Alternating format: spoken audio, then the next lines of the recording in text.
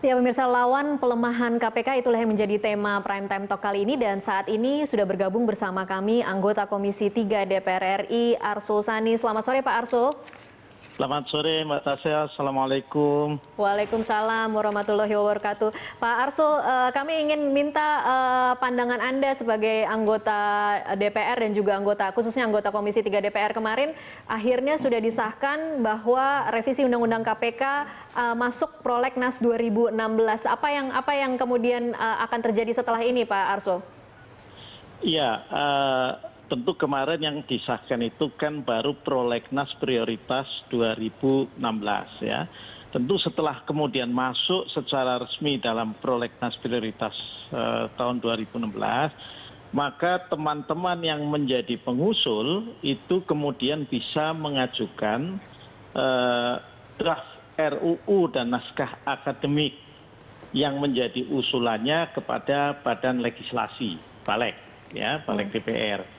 Nanti kemudian oleh Balek akan dilakukan proses harmonisasi atau sinkronisasi atas draft itu, ya, sehingga draft RUU revisi atau amandemen atas Undang-Undang KPK itu tidak bertentangan dengan undang-undang lain, ya. Itu. Nah, setelah kemudian dilakukan harmonisasi, ya, kemudian tentu dibawa kembali kepada paripurna untuk dimintakan persetujuan sebagai RUU inisiatif DPR. Gitu. Nah, jadi prosesnya agak panjang juga. Masih panjang ya Pak? Oke. Iya. Pak Arsul, kalau kemudian ini merupakan RUU yang masuk inisiatif DPR, apakah kemudian nanti naskah akademiknya akan disiapkan oleh DPR sendiri? Tentu yang menyiapkan adalah pihak yang di dalam DPR itu menjadi pengusul. Pengusul itu kan di DPR boleh anggota DPR, baik satu maupun beberapa, ataupun kemudian fraksi-fraksi atau komisi. Ya, jadi itu bisa bermacam-macam. Kalau kita mengikuti apa yang berkembang pada tahun yang lalu, maka yang menjadi pengusul itu adalah orang perorangan dari lintas fraksi. Kalau tidak salah ada 5 fraksi itu. Oke. Pak Arsul, ini akhirnya masuk ke Prolegnas 2016, tetapi penolakan dari publik masih begitu kuat. Apa komentar Anda tentang ini? Ya, saya kira wajar saja, ini negara demokrasi, jadi kan setiap revisi undang-undang itu memang terbuka, ya, tidak hanya revisi, pembuatan undang-undang baru juga seperti itu, ada yang pro, ada juga yang kontra. Saya kira menjadi kewajiban DPR maupun pemerintah untuk memperhatikan semua suara baik yang pro maupun kontra di dalam proses pembahasan revisi undang-undang tersebut. Oke, Pak Arsul, ditahan dulu, saya akan membacakan informasi terkait dengan penolakan publik terhadap revisi Undang-Undang KPK. Ada sebuah survei yang dilakukan oleh Saiful Mujani Research and Consulting atau SMRC tentang revisi Undang-Undang KPK yang menjelaskan bahwa responden yang menolak revisi Undang-Undang KPK 61% menolak revisi, kemudian 29% menyatakan setuju revisi dan 10% menyatakan abstain. Sementara itu terkait penyadapan oleh KPK, 88% menyatakan setuju penyadapan dilakukan oleh KPK, sementara 9% menyatakan tidak setuju dan 3% menyatakan abstain.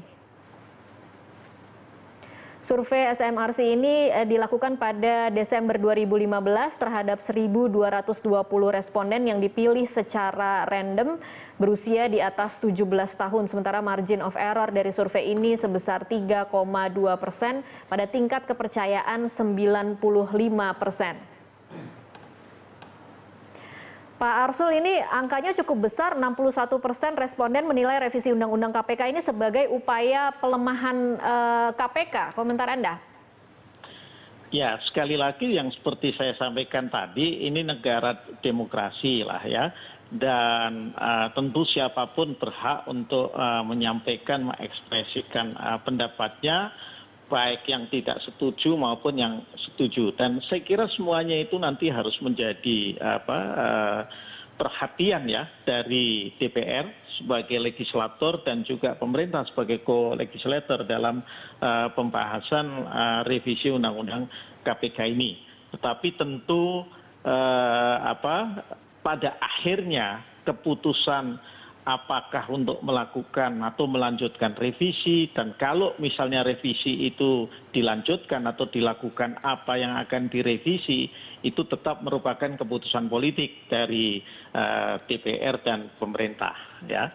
Jadi kan pembahasan undang-undang itu tidak bisa hanya DPR saja, DPR mau, pemerintah nggak mau juga tidak akan berjalan. Sebaliknya pemerintah mau, kalau DPR-nya tidak mau juga tidak akan berjalan. Oke Pak Arsul, Anda mau mengatakan bahwa di sini bukan hanya DPR yang mau, tapi pemerintah juga mendukung begitu ya Pak? Saya kira kalau sudah menjadi prolegnas prioritas itu adalah kesepakatan antara DPR dan pemerintah ya untuk membuat daftar undang-undang baru atau amandemen terhadap undang-undang yang sudah ada yang akan dilakukan. Jadi ketika itu sudah masuk dan kemudian diketok di dalam rapat paripurna DPR, di mana juga dihadiri oleh wakil pemerintah, itu artinya sudah menjadi kesepakatan politik antara DPR dan pemerintah. Tetapi kan yang namanya sebuah kesepakatan politik itu kan dinamis. Bisa kemudian terus dilanjutkan, bisa juga berhenti. Kalau dilanjutkan bisa terbatas, bisa melebar, dan lain sebagainya. Itu yang nanti akan menjadi bahan perdebatan. Di DPR sendiri tidak satu di dalam menyikapi revisi Undang-Undang KPK. Ya, kemarin misalnya pada saat paripurna ada juga fraksi yang tetap menyatakan keberatan terhadap hanya Gerindra yang menyatakan keberatan. Artinya di luar itu sebenarnya semua setuju untuk meneruskan revisi Undang-Undang KPK, Pak Arsul.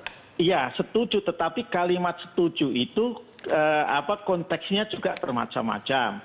Ada fraksi-fraksi termasuk P3 yang setuju tetapi harus terbatas. Terbatas pada apa? Pada 4 hal yang seperti disampaikan oleh pemerintah juga ya. Kalau di luar itu menjadi tidak setuju, artinya di luar yang 4 hal itu tidak setuju. Oke, 4 hal itu kata termasuk setuju itu juga macam-macam. Gitu.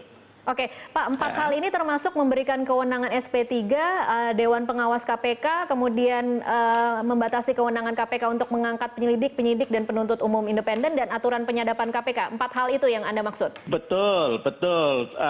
Itu 4 besarnya. Tetapi kemudian kami misalnya kemarin ketika rapat dengar pendapat antara Komisi 3 dengan pimpinan KPK soal kewenangan pemberian SP3, muncul juga alternatif yang disampaikan oleh pimpinan KPK bahwa tidak perlu SP3, tetapi dalam kondisi-kondisi tertentu itu bisa kemudian dimintakan penetapan kepada pengadilan bahwa proses hukum itu tidak dilanjutkan atau dihentikan.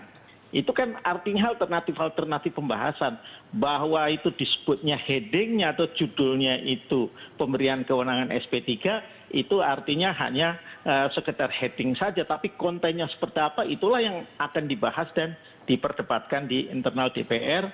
Tentu tidak hanya mendengar dari pengusul saja, tetapi juga dari KPK selaku institusi yang akan menjadi pelaksana undang-undang, maupun juga mendengar dari kelompok-kelompok masyarakat. Oke, Pak Arsul, apa sih argumentasinya kemudian memandang bahwa perlu diberikan wewenang memberikan SP3 kepada KPK? Ya, kalau saya bukan pengusul ya, tetapi misalnya kalau saya mengikuti yang disampaikan oleh pemerintah, dalam hal ini Menko Polhukam Pak Luhut bin Sarpanjaitan misalnya, ada pendapat, ini menurut Pak Luhut, bahwa tidak adanya kewenangan SP3 itu bisa juga dalam situasi tertentu itu melanggar hak asasi manusia.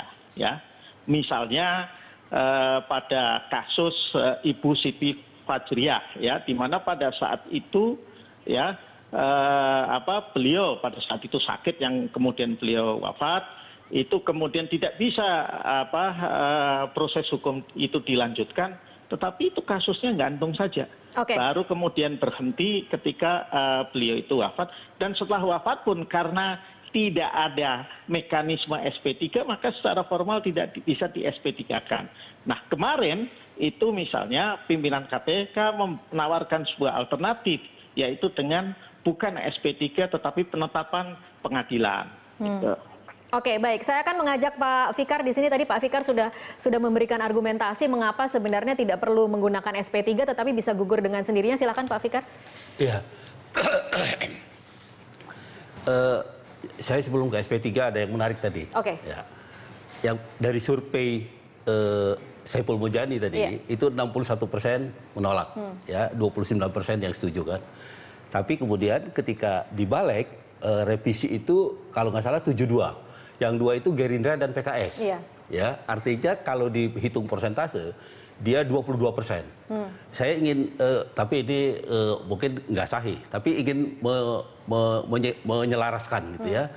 Sementara di dalam masyarakat itu 61 tidak setuju, tapi di dalam DPR-nya sendiri terbalik. Justru 22, sekian 77. Artinya tidak simetris, ya, yang menolak cuma 22 gitu ya. Nah, ini yang perlu secara joke mungkin bisa kita bilang gini, tidak nyangkut gitu antara wakil dengan yang diwakili. Dengan yang diwakilkan. Ya, apa mungkin memang Anda mau mengatakan bahwa ada kepentingan tertentu dari DPR untuk kemudian mendorong revisi undang-undang ini untuk kepentingan mereka sendiri? Itu tadi yang Pak Asrul bilang ini politik gitu ya. Politik itu ya begitulah. Artinya ketika semua sepakat jadi, meskipun itu sebenarnya bertentangan dengan aspirasi banyak orang gitu. Ya itu politik dan politik itu menjadi absolut. Saya kembali ke SP3. SP3. Ya. SP3 itu kan penghentian penyidikan, ya artinya sudah ada bukti-bukti sebenarnya dan sudah ada penetapan seseorang sebagai tersangka, tinggal proses adjudikasinya aja, ya peradilannya aja ke pengadilan sebenarnya seperti itu. Nah, tapi kemudian ketika seorang meninggal, maka kan hukum pidana itu ada mekanisme yang lain. Ada gugurnya hak menuntut, gitu ya. Ada gugurnya hak menuntut, artinya karena meninggalnya seseorang, maka dia nggak bisa dituntut dan itu hapus, gitu. Artinya tidak berhenti itu perkara dengan sendirinya. Kan tidak ada persoalannya, tidak ada persoalan dengan ahli waris, hak waris semuanya tidak ada hubungannya sama sekali, gitu. Ya. Nah, mungkin masuknya cuma Pak Arsul tadi nggak mau menjelaskan. Maksudnya ke persoalan nama baik keluarga, mungkin itu yang ditakutkan atau yang dikhawatirkan oleh mereka yang meninggal dalam status tersangka atau terdakwa gitu ya. Nah, saya kira itu ya salah satunya adalah itu tadi ya, itu usul yang bagus, mengajukan permohonan kepada pengadilan, minta penetapan bahwa perkaranya gugur karena dia meninggal gitu. Jadi artinya sebenarnya administrasi aja kan. Sebenarnya persoalan administratif gitu.